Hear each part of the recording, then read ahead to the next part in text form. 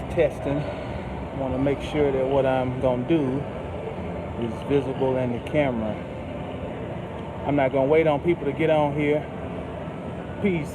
I am Anessa. What's happening? Hey, so not going to wait on a whole bunch of people to get on. Because, of course, what's up, Bel Rodriguez? You know, of course, you all can go back and watch this on the replay. But, what did I call this? The light bearers training, something like that. Okay, if you are a person who has some light in you, then you're a light bearer. Reminded me to go get my games and stay right on. That's right. That's right. If you're a light bearer, it's not just some abstract concept. You can actually endure. It's talking about. It's talking about. Think of like a mother. Right on, Bill. Um, when a mother is carrying a child, she's bearing a child, right? And that light is a child, or what in mysticism would be the Christ child. Well, it's not just an abstract concept. You can literally experience back pains, just like a mother who is nearing the end of pregnancy term. Okay, so what we're looking to do is find bridges between what would be called the spiritual world and the physical world, and we're not given these sensory components, which are nerves and mechanical machines of contraction and relaxation, which are muscles and joints that fit everything together. We don't have all these things just to experience physical life. They are, with the proper knowledge, they can also serve as bridges. Okay, so I'm gonna show you a move on this machine called a free motion machine, where these arms they call them telescopic. The arms can go up and down. Now, mind you, I'm a bodybuilder by heart, as far as I like to lift heavy weight and I like to see my muscles look swole after a workout. But this is something where you have to put your ego to the side and utilize something that is beneficial to maintaining your whole structure. You know, because if you don't have a strong core, you know, pun intended, then you know you're working at a great disadvantage. I'm gonna show you these two moves, and they are centered around building the core muscles. And the core muscles are this area.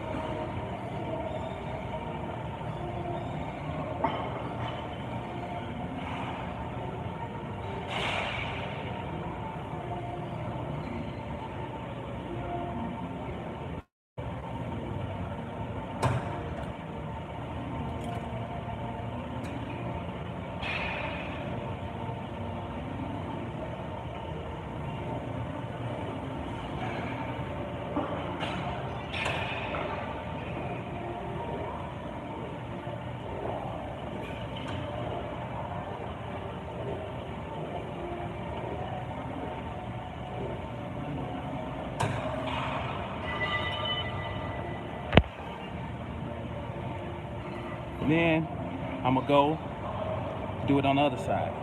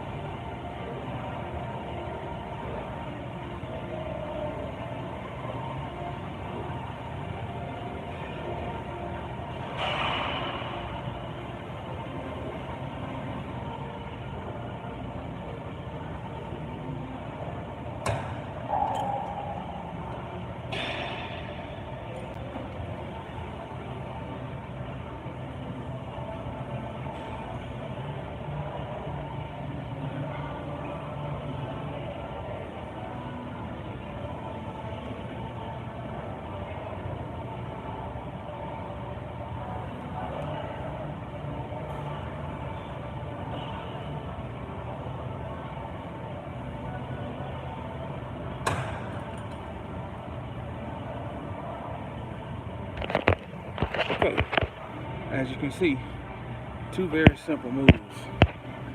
What I did was, I'm doing chops with the cable. So one, I'm chopping down, then I go and start down and chop up. Then I do the opposite sides. And what that does is, like I said, your abdominal muscles, which are in the front, and your lower back muscles, which are called your rectus spinae, are located in the back. These are the two pillars of the temple, Joachim and Boaz. Okay, well, that's just Joachim and Boaz are just one side of the tree. Okay, you can say your spine is a tree, and you can say that your abdominal area could be likened to the Quillpath. Okay, it's the land of shells, of personalities and physicality, of facades. And that's why most people like to work on their abs, but they don't understand that to train your abs, you also need to train your lower back. When you build up your lower back, it automatically strengthens your abs. Now, for further information to show the connectedness between this very basic physical activity I just participated in and what I say is connected to, which is spirituality, you can go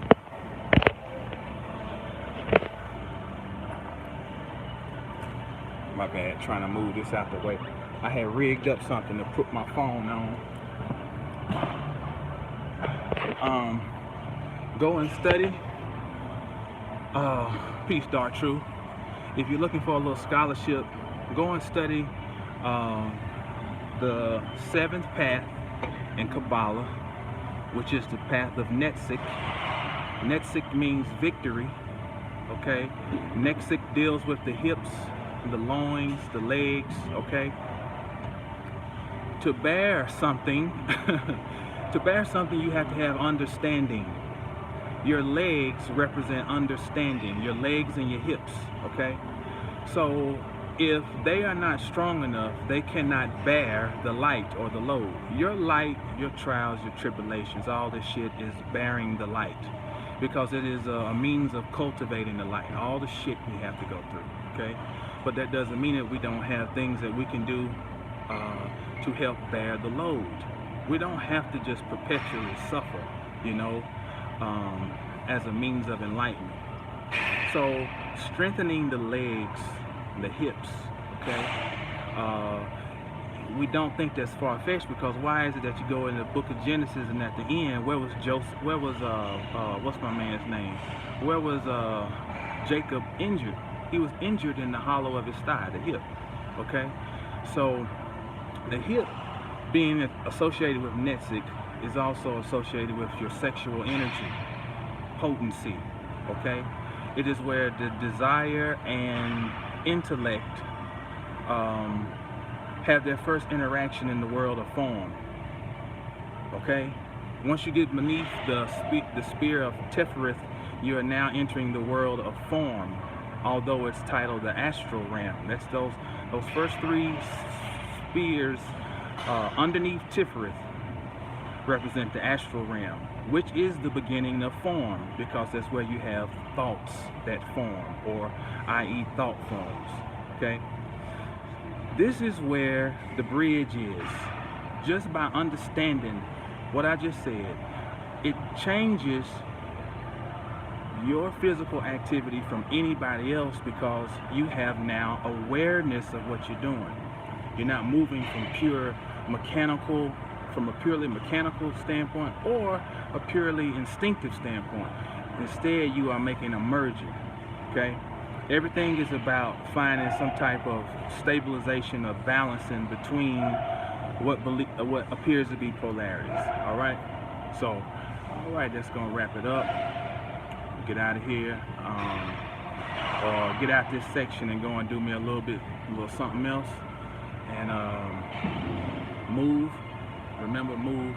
Water needs to move to be healthy. All right, stay down till you get up. Get up, stay down. Peace.